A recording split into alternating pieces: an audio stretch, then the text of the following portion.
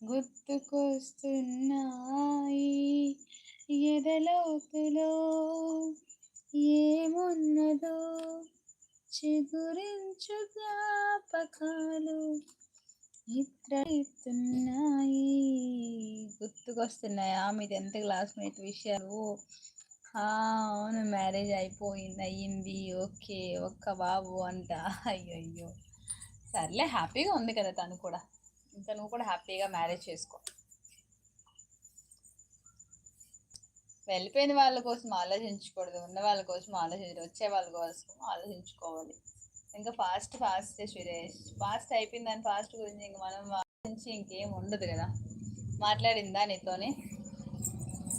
మాట్లాడి తను హ్యాపీగా ఉందనుకో, నువ్వు కూడా హ్యాపీగా ఉండాలి. ఇంకా సాడిస్ట్లా బిహేవ్ చేయకుండా చక్కగా అదేంటంటే మనకి